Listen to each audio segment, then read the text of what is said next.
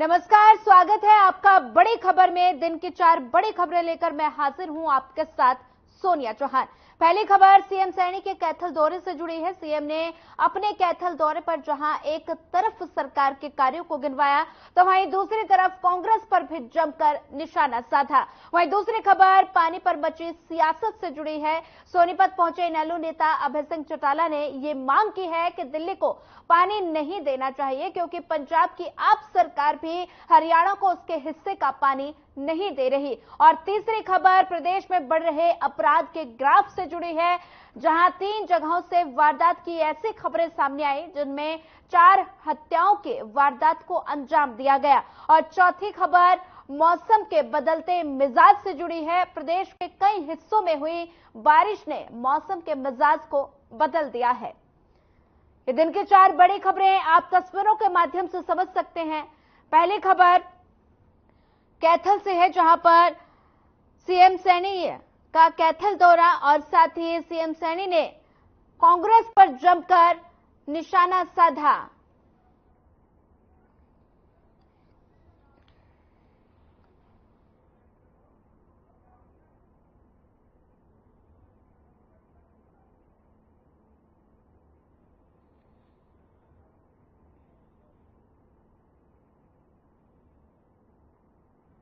चलिए रुक करते हैं पहली खबर का। सीएम नायब सिंह सैनी कैथल दौरे पर रहे, जहां उन्होंने सबसे पहले बीजेपी के कमल कार्यालय में पदाधिकारियों के साथ मीटिंग की और उनके बाद वृंदावन गार्डन में पहुंचकर लोकसभा जीत के लिए कार्यकर्ताओं और जनता का आभार प्रकट किया। इस दौरान सीएम सैनी ने कांग्रेस पर भी जमकर निशाना साधते हुए कहा कि जनता ने कांग्रेस के कुचक्र को तोड़ा है और कांग्रेस ने चुनाव में झूठ फैलाने का काम किया था, जिसे जनता ने सिरे से नकार दिया है। तो वहीं उन्होंने रणदीप सुरजेवाला पर निशाना साधते हुए कहा कि वे बताएं कि 10 सालों में उनकी सरकार ने कितनी नौकरी दी और कितने लोगों को 100 गज के प्लॉट दिए। और साथ ही कांग्रेस सरकार ने आमजन के बीच जाकर नौकरी के फॉर्म भरवाकर जनता को गुमराह करने का काम किया है।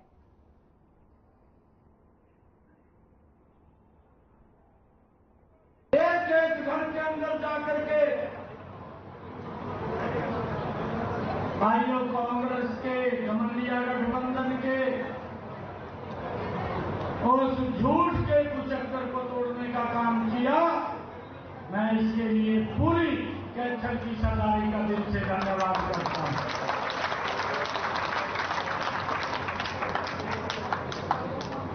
मुझे खुशी है कि इतनी भयानक गर्मी में आपने दिन रात कड़ी मेहनत की है और उसका परिणाम है। भाई रुक जाओ, हाँ जी, 1 मिनट भाई, एक का कागज लेके जाऊंगा। 1 मिनट में किसी का कोई कागज नहीं देगा। मैं जब तक किसी का कागज हाथ में नहीं पकड़ लूंगा तब तक नहीं जाऊंगा।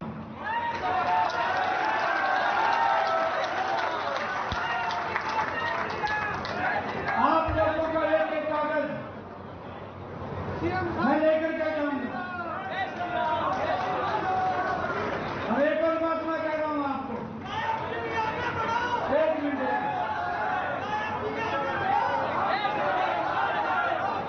ये 1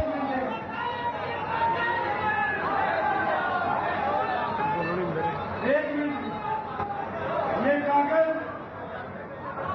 कागज मैं हाथ में पकड़ता हूं जो तुरंत के काम होने वाले हैं, वो उसी वक्त उसी अधिकारी के पास व्हाट्सएप चले जाते हैं।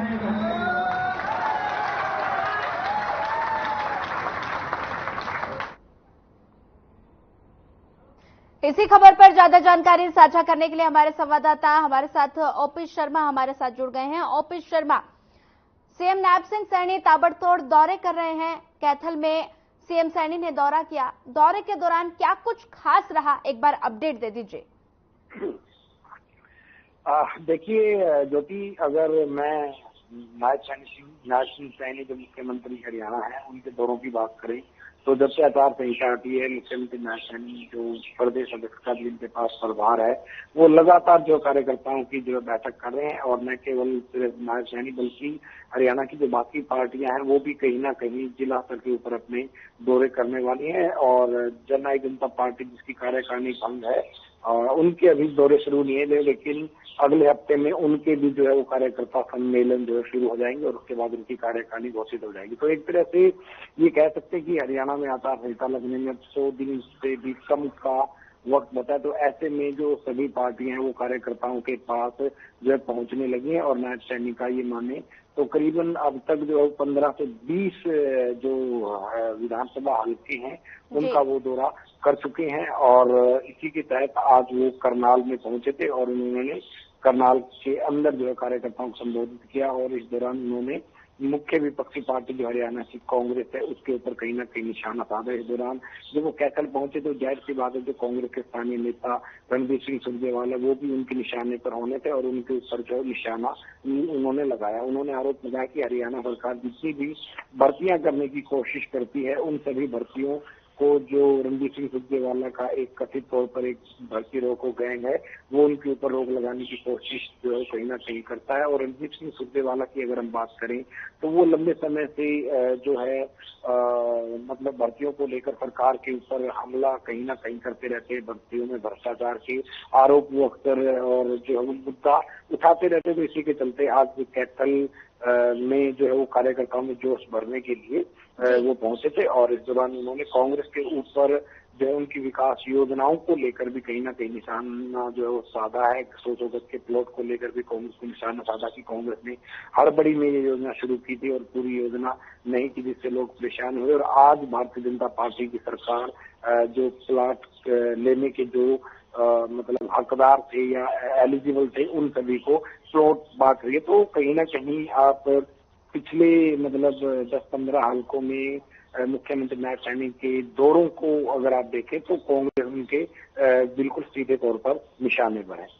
जी बिल्कुल ओपी शर्मा, सीएम सैनी ने दौरे के दौरान जनता को संबोधित किया और साथ ही जनता को संबोधित करते हुए सीएम सैनी ने कांग्रेस पर जमकर निशाना साधा। इस दौरान सीएम सैनी ने कांग्रेस को भर्ती रोको गैंग बताया और इस पर कांग्रेस की तरफ से कोई रिएक्शन, कोई प्रतिक्रिया सामने आई हो? देखिए, फिलहाल अगर हम बात करें तो अभी तक तो कांग्रेस की तरफ से किसी तरह की कोई प्रतिक्रिया नहीं आई, लेकिन हरियाणा भर्तियों को लेकर कांग्रेस हमेशा ही सरकार के ऊपर जो है वो हमलावर रही है। और जब भी उनको मौका मिला है उन्होंने इस चीज को भुनाने में और मुद्दा बनाने में और उसका सियासी फायदा लेने में कोई और कसर जो है वो नहीं छोड़ी है। लोकतंत्र का तकाजा भी यही कहता है कि सरकार के ऊपर सवाल उठाओगे, सरकार की कारगुजारियों को सामने लाओगे तो ही जनता आपको सत्ता में लाएगी। तो उस तरीके से माना जाए तो ठीक है। लेकिन अगर हरियाणा की बात करें तो जो सरकारी आंकड़ों की बात करें, जो सरकार वर्तमान में बीजेपी सरकार दावा करती है कि जो पूर्व मुख्यमंत्री भूपेंद्र सिंह हुड्डा की कांग्रेस सरकार थी उसके 10 साल के कार्यकाल में करीबन 1 लाख जो है भर्तियां हुई थी और वर्तमान सरकार करीबन 1.5 लाख या 1.25 लाख के बीच में जो भर्तियां कर चुकी है। तो इस तरह के एक दूसरे के ऊपर आरोप प्रत्यारोप जो वो चलते रहते हैं। और आगे चुनाव, विधानसभा का चुनाव आना है तो कहीं ना कहीं जिस तरीके से लोकसभा चुनाव में 0 से 5 सीटें जीत कर कांग्रेस जो है वो बीजेपी के 50-50 में आ गई है, तो उसके बाद कांग्रेस कहीं ना कहीं एक आत्मविश्वास से लबरेज है और उसको लगता है कि शायद अगले विधानसभा चुनाव में जो है बीजेपी को कहीं ना कहीं सत्ता से बाहर किया जा सकता है। क्योंकि पिछला विधानसभा चुनाव हुआ था तो कांग्रेस की 31 सीटें जो है सामने आई थी और भारतीय जनता पार्टी जिसने 75 पार का नारा दिया था वो 40 पर सीमित रह गई थी। तो इस बार हरियाणा के अंदर कांग्रेस ने 70 पार का जो नारा दिया और उसी के चलते कहीं ना कहीं अब आने वाले दिनों में जो सियासी पारा है और भी गर्म होने को दिखेगा। फिलहाल भारतीय जनता पार्टी और कांग्रेस की तरफ से बयानबाजी हो रही है। आने वाले वक्त में जननायक जनता पार्टी, इनेलो या फिर आम आदमी पार्टी की बात करें तो वो भी कहीं ना कहीं जो इलेक्शन का जो फ्रेम है उसमें वो भी आहुति डालते हुए दिखाई देंगे। और जो हरियाणा का एक सियासी माहौल है वो और जो है वो गर्म होगा। हालांकि मानसून की एक प्री मानसून की बारिश होने से थोड़ी सी ठंडक बढ़ी है, लेकिन सियासी तौर पर जो है गरमाइश अभी भी बनी हुई है। जी बिल्कुल ओपी शर्मा, अगर बात की जाए विधानसभा चुनाव की, लोकसभा चुनाव के बाद भारतीय जनता पार्टी विधानसभा चुनाव की तैयारियों में जुट गई है। ऐसे में सीएम सैनी ने कार्यकर्ताओं को क्या कुछ मंत्र दिया? देखिए, नायब सैनी ने जो कार्यकर्ताओं के साथ वो सम्मेलन कर रहे हैं, इस दौरान वो अपनी सरकार की उपलब्धियां वो जनता तक पहुंचाने का जो है वो कार्यकर्ताओं को मंत्र दे रहे हैं। साथ में ही सरकार की जितनी भी योजनाएं हैं उन सभी योजनाओं के उनके बेनिफिशियल तक पहुंचाने की भी जो है मुख्यमंत्री नायब सैनी जो उनसे अपील कर रहे हैं। ऐसी बहुत सारी सरकार की योजनाएं बनी होती हैं जो अज्ञानता या जानकारी नहीं होने के अभाव में जो है वो जनता तक नहीं पहुंच पाते, जनता उसका फायदा नहीं ले पाती और जनता को लगता है कि सरकार उनके लिए कुछ नहीं कर पाई। तो इसकी जिम्मेवारी भी जो है वो कार्यकर्ताओं को दी गई है ताकि सरकार की अच्छी योजनाओं का जनता को फायदा मिले और बाद में वही फायदा जो है वोट के तौर पर ईवीएम में बीजेपी के पक्ष में आए। जी ओपी शर्मा, ज्यादा जानकारी साझा करने के लिए आपका धन्यवाद। बढ़ते हैं अगले खबर की ओर। आईएनएलडी के राष्ट्रीय प्रधान महासचिव अभय सिंह चौटाला सोनीपत पहुंचे और इस दौरान उन्होंने पार्टी कार्यकर्ताओं को संबोधित करते हुए निर्देश दिए कि कुछ महीने बाद हरियाणा में विधानसभा चुनाव होने वाले हैं और जिसके लिए पार्टी कार्यकर्ताओं को इनेलो के प्रति लहर बनानी है, क्योंकि बीजेपी और कांग्रेस से हरियाणा की जनता नाराज है। दोनों ही पार्टियों के नेताओं ने किसान, गरीब, मजदूर और जनहित से जुड़े हुए मुद्दों पर कोई कार्य नहीं किए, जो वादे किए उनको भी लटका दिया और साथ ही उन्होंने दिल्ली में पानी के मुद्दे को लेकर कहा कि पंजाब हरियाणा को ISYL का पानी नहीं दे रही और साथ ही आम आदमी पार्टी की सरकार दिल्ली में है तो इसलिए दिल्ली को भी हरियाणा ने पानी नहीं देना चाहिए।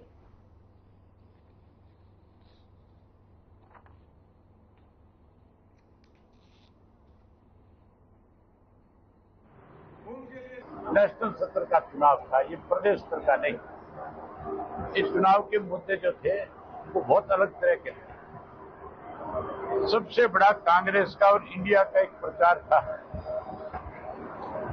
कि अगर ये 400 पार कर गए तो ये संविधान बदल दें, ये रिजर्वेशन खत्म कर दें। और लोगों का भी एक फैसला था कि हमने इंडिया को सत्ता में लेकर के आना है, एनडीए को सत्ता से पार कर। विधानसभा के चुनाव में लोगों ने 10 साल कांग्रेस का राज भुगता है और 10 साल बीजेपी का राज को हो गए, इससे परेशान। बहुत बड़ा बदलाव आएगा।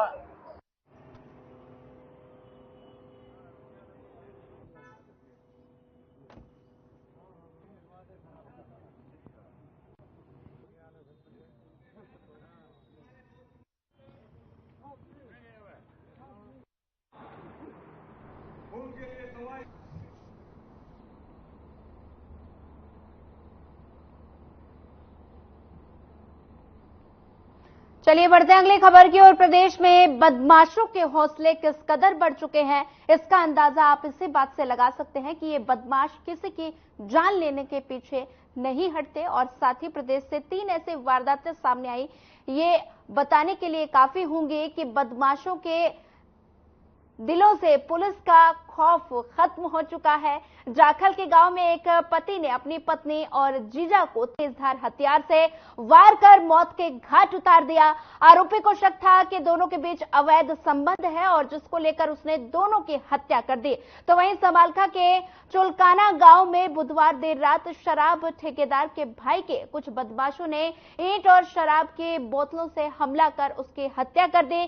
पुलिस ने कार्रवाई की तो शुरू तो कर दी, लेकिन हत्या के कारणों का अभी तक खुलासा नहीं हो पाया। तो वहीं तीसरी वारदात कैथल से सामने आई है, जहां नानकपुरी कॉलोनी में दिन दहाड़े गोलीबारी में एक महिला की मौत हो गई, जबकि 2 लोग घायल बताए जा रहे हैं और बताया जा रहा है कि अंतर्राज्यीय विवाह के चलते ये वारदात को अंजाम दिया गया, जिसमें युवती की मौत हो गई जबकि लड़के की मां और बहन घायल है। पीड़ित परिवार ने बताया कि मृतका के परिजनों ने उसके परिवार पर फायरिंग की।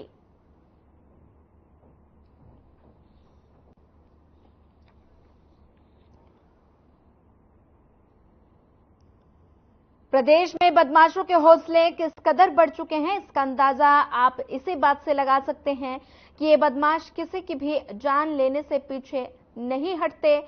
प्रदेश से ऐसी तस्वीरें सामने आई हैं जो ये बताने के लिए काफी होंगी कि बदमाशों के दिलों से पुलिस का खौफ खत्म हो चुका है। जाखल के गांव में एक पति ने पत्नी और जीजा को तेजधार हथियार से वार कर मौत के घाट उतार दिया। आरोपी को शक था कि दोनों के बीच अवैध संबंध है और जिसको लेकर उसने दोनों की हत्या कर दी। तो वहीं समालखा की अगर बात की जाए तो चुलकाना गांव में बुधवार देर रात शराब ठेकेदार के भाई की कुछ बदमाशों ने ईंट और शराब की बोतलों से हमला कर उसकी हत्या कर दी और पुलिस ने कार्रवाई शुरू कर दी है, लेकिन हत्या के कारणों का फिलहाल खुलासा नहीं हो सका है। तो वहीं तीसरी खबर आपको बता रहे हैं, तीसरी वारदात कैथल से सामने आई है, जहां नानकपुरी कॉलोनी में दिन दहाड़े गोलीबारी में एक महिला की मौत हो गई, जबकि 2 लोग घायल बताए जा रहे हैं और साथ ही अंतर्राज्यीय विवाह के चलते वारदात को अंजाम दिया गया और साथ ही जिसमें युवती की बताया जा रहा है कि अंतरजातीय विवाह के चलते वारदात को अंजाम दिया गया, जिसमें युवती की मौत हो गई और जब लड़के की मां और बहन घायल हैं और साथ ही परिवार ने यह बताया कि मृतका के परिजनों ने उनके परिवार पर फायरिंग की है।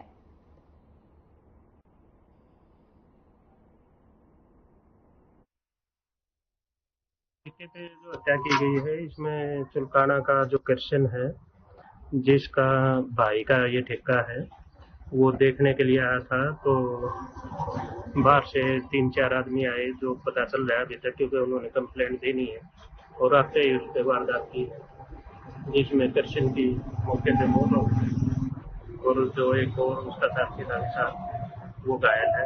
सीरियस है, अभी तक देखो कंप्लेंट दी नहीं है, लेकिन जो सुनने में आ रहा है वो रंजिश बता रहे हैं पुरानी रंजिश। तो मरने वाला जो कॉलेज की भी हत्या केस में जेल बंद था। हाँ, ये हत्या के केस में पहले भी बंद था 2015। चलिए बढ़ते हैं अगली खबर की ओर। इस बार गर्मी ने सभी रिकॉर्ड तोड़ दिए हैं और पिछले 1 महीने से भी ज्यादा गर्मी हो रही है और साथ ही अंबाला में अब मौसम ने करवट ली है। लोगों को भीषण गर्मी से राहत मिली है और बीते बुधवार को अचानक ही मौसम ने करवट ली और कल शाम तेज हवाएं चली तो रात होते होते हल्की बरसात भी हुई और इसी तरह से आज सुबह से ही पहले तेज व फिर हल्की बरसात होती रही, जिससे तापमान में भारी गिरावट दर्ज की गई और जिससे लोगों को राहत महसूस तो हुई और वहीं इंसान नहीं, तालाब में तैर रहे पक्षियों ने भी हल्की बरसात में पानी में ही बरसात का लुत्फ उठाया और सुबह सुबह मौसम का लुत्फ उठाते हुए सैर करने निकले लोग। जहां एक व्यक्ति ने बताया कि 1.25 महीने से भीषण गर्मी पड़ रही है, लेकिन मौसम के बदलने से लोगों को राहत मिली है।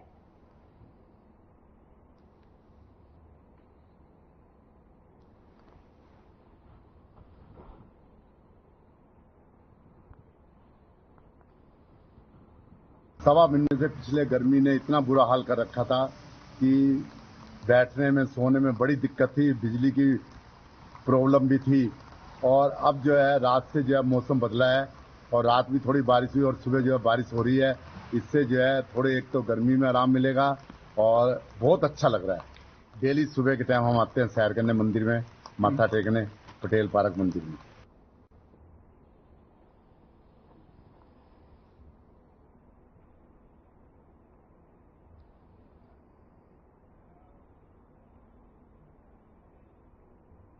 वहीं इस खबर पर ज्यादा जानकारी साझा करने के लिए हमारे संवाददाता अंबाला से तरुण कपूर हमारे साथ जुड़ गए हैं। तरुण, बारिश के बाद मौसम ने करवट ली है, लोगों को भीषण गर्मी से राहत मिली है, क्या कुछ ज्यादा जानकारी?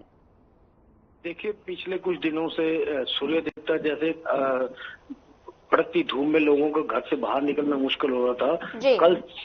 कल शाम को जैसे ही मौसम तब्दील हुआ तो लोगों में खुशी की लहर जाग गई और बारिश होने से जहां लोगों को आम जन को सुविधा मिली, वहीं पशु पक्षियों की बात भी करें, वो भी पानी में तैरते हुए बारिश में नहाते हुए नजर आए। अगर शहर में जाने वाले व्यक्ति की बात करें तो उन्होंने इंद्र देवता का शुक्रिया करा कि ऐसे ही बरसात होती रहे और हमें इस गर्मी से राहत मिले। अगर मौसम विभाग की बात करें तो उनका कहना है अगले 2-3 दिन मौसम सुहाना ही बना रहेगा। जी तरुण, अगर भीषण गर्मी की बात की जाए तो लोग भीषण गर्मी से काफी ज्यादा परेशान नजर आ रहे थे। लोगों की दिनचर्या पर असर पड़ रहा था। लोगों को काफी ज्यादा परेशानियां झेलनी पड़ रही थी और ये बारिश जो है एक राहत बनकर लोगों के सामने आई है। किसानों को कितना फायदा? देखिए, किसानों की बात करें तो फसल के लिए पानी की जो आवश्यकता तो जो जरूरत है ही है, उनको रबी की फसल के लिए पानी की बहुत जरूरत है। अगर मौसम विभाग की बात करें तो अगर बारिश होती है तो किसानों को काफी फसल लगाने में राहत मिलेगी। जी ठीक है कपूर, अगर बात की जाए लोगों के तो आम जन के दिनचर्या पर काफी ज्यादा असर भीषण गर्मी की वजह से देखने को मिल रहा था। व्यापार की अगर बात की जाए तो सड़कें सूनी, बाजार सूने पड़े थे। व्यापारियों पर काफी ज्यादा असर देखने को मिल रहा था और बाजार सूने पड़े थे। ऐसे में व्यापार पर भी एक राहत महसूस हो रही है क्योंकि बारिश की वजह से लोग घरों से बाहर निकल पा रहे हैं। भीषण गर्मी से लोगों को राहत मिल पा रही है, तो व्यापारियों में कितनी खुशी? देखिए, अगर अंबाला की बात करें तो यहाँ एशिया की सबसे बड़ी कपड़ा मार्केट है। आज देखने में ये आया है कि मौसम सुहाना होने के साथ ही लोगों ने घर से निकलकर परचेजिंग करनी शुरू कर दी, जबकि आज वीरवार की छुट्टी होने के कारण सिर्फ सेल ही यहाँ पे लगती है और लोगों का भारी रश यहाँ देखने को मिल रहा है। लोगों का कहना है कि गर्मी की वजह से अपने घर से बाहर नहीं निकल पा रहे थे। जैसे ही मौसम ठीक हुआ, उनको अपने जरूरत का कपड़े वगैरह लेने के लिए मार्केट में लोग आ रहे हैं। जी बिल्कुल तरुण, अगर बात की जाए बारिश की तो तापमान में काफी ज्यादा गिरावट दर्ज की गई है।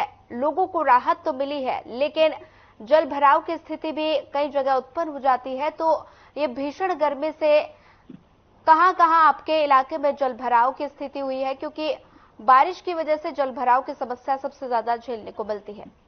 देखिए, जल भराव की बात करें तो पिछले सीजन के अंदर जो बारिश हुई थी तो अंबाला में बाढ़ आ गई थी, लेकिन अब प्रशासन इसके ऊपर नालों की सफाई पे जोर दे रहा है ताकि दोबारा उनको ये मुसीबत ना झेलनी पड़े। जो टांगरी नदी है, गग्गर नदी है, उसकी खुदाई और उसके आसपास की जो लाइनिंग है उसको ठीक किया जा रहा है कि पानी स्मूथ तरीके से जो पहाड़ों से बारिश का पानी आएगा वो भी आराम से निकल जाए। जी ठीक है तरुण कपूर, ज्यादा जानकारी साझा करने के लिए आपका धन्यवाद।